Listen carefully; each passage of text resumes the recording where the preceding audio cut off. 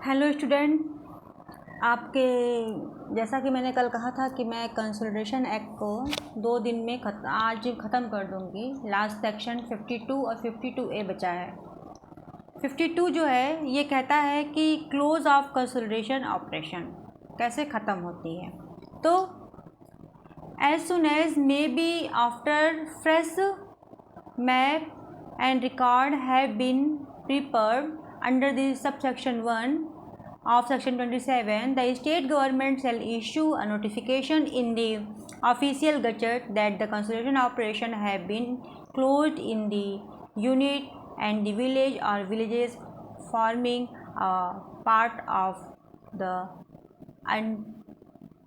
unit shall then case to be under consolidation operation। मतलब किसी कटक में चकबंदी प्रक्रियाओं की घोषणा सेक्शन 4(2) के अधीन जब चकबंदी क्रियाओं की घोषणा होने के से वह प्रारंभिक योजना चलती रहती है और कब ख़त्म होती है और निरंतर तब तक जारी रहती है सेक्शन 4(2) की घोषणा जब तक कि सेक्शन 52 के अधीन चकबंदी क्रियाओं की समाप्ति की घोषणा राज्य सरकार के द्वारा जारी नहीं की जाती। तो वह क्वेश्चन पूछता है कि जो 4(2) में प्रकाशन की घोषणा है चकबंदी की कब तक चलती है। तो चलेगी जब तक कि फाइनल घोषणा 52 के तहत स्टेट गवर्नमेंट नहीं कर देती, तब तक वो योजना चलती है।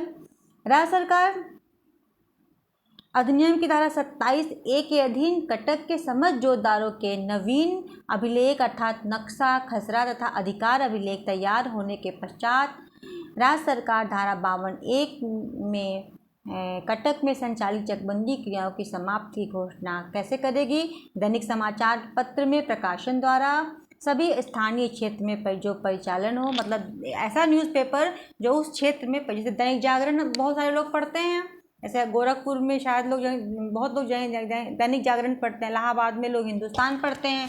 तो जो क्षेत्रीय दैनिक समाचार होते हैं उसमें ज़्यादा जो पढ़े जाते हैं उसमें प्रकाशन किया जाएगा या किसी अन्य परंपरागत तरीके से, मतलब डुग्गी बिचवा के किसी तरीके से।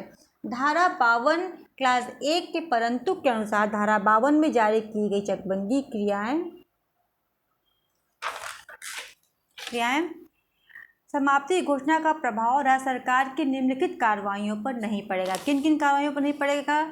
चकबंदी क्रियाओं के व्यय के निर्धारण की कार्रवाइयाँ, जो व्यय कास्ट जो नहीं दिए गए या दिए गए उनके निर्धारण पे, सेटलमेंट पे कोई प्रभाव नहीं पड़ेगा। अगर चकबंदी समाप्ति हो जाती है तो उन क्रियाओं को राज्य सरकार अपने अनुसार करेगी। चकबंदी क्रियाओं के व्यय का वितरण कैसे डिस्ट्रीब्यूट होगा उसका भी, और चकबंदी क्रियाओं के दौरान उत्पन्न होने वाले व्यय की वसूली में जितने भी खर्चे संबंधी चीज़ें हैं वो स्टेट गवर्नमेंट की सूचना के बाद भी समाप्त नहीं होगी। दूसरी बात, सेक्शन 5 क्लास 2 कहता है कि निम्नलिखित 2 मामलों में धारा 52 की विज्ञप्ति का कोई प्रभाव नहीं होगा। कौन कौन से मामलों में? कहता है भारतीय संविधान के दिन लेख क्षेत्राधिकार संबंधित कार्रवाइयाँ, मतलब सेक्शन आर्टिकल 136 के अधीन जो रिट होता है या 226 के दिन जो हाईकोर्ट की रिट होती है उसकी कार्रवाइयों पर कोई प्रभाव नहीं पड़ेगा। चकबंदी अधिनियम के दिन विचाराधीन अन्य मामलों की कार्रवाइयाँ किसी सक्षम न्यायालय में विचाराधीन होंगी तो वो समाप्त नहीं समझी जाएगी। अगर कोई कार्रवाइयाँ सक्षम न्यायालय में विचाराधीन हो तो वो कार्रवाइयाँ भी राज्य सरकार के अधिसूचना के समापन की सूचना जारी के बाद भी उस पर कोई प्रभाव नहीं पड़ेगा।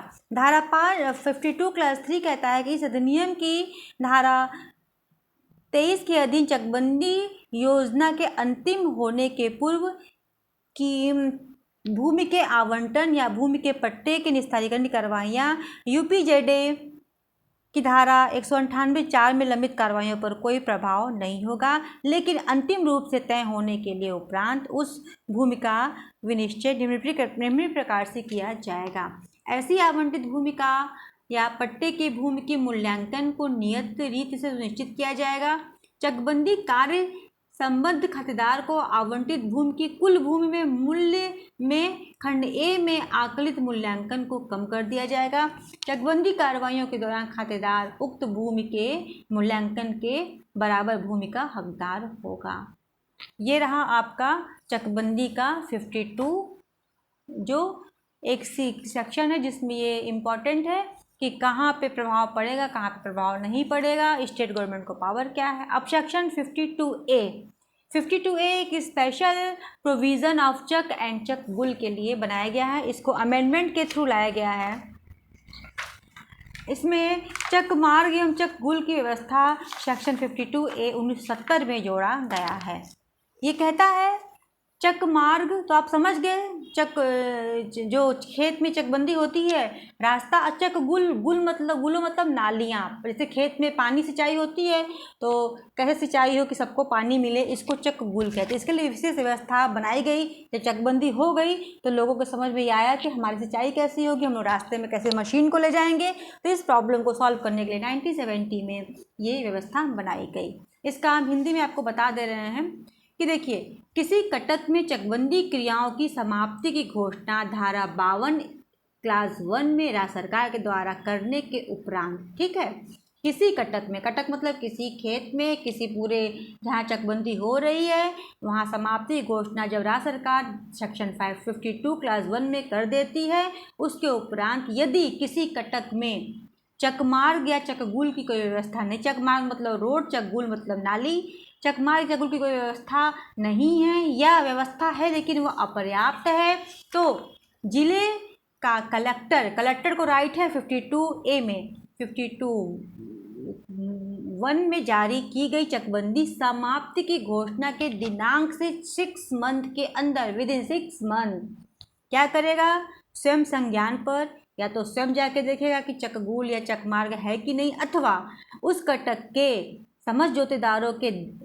10% जोतदारों के प्रार्थना पत्र पर, तो एक आदमी नहीं जा कह सकता है, कम से कम 10% लोगों को उससे प्रभावित हो तभी जाके माना जाएगा। उस कटक के लिए चकमार्ग या चकगुल पानी की नाली बोलते हैं, किसी विशेष व्यवस्था की प्रक्रिया के लिए कार्रवाई कर सकता है।